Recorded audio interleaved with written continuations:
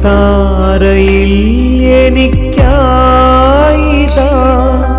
മുറിയുന്നു യേശുവിൻ ദിവ്യമാം ദേഹം. അൾത്താരയിൽ എനിക്കായിതാ മുറിയുന്നു യേശുവിൻ ദിവ്യമാം ദേഹം. സ്വർഗവും ഭൂമിയും കൈകൂപ്പി നിൽക്കുന്നു ആരാധന തൻ ഈ നിമിഷം.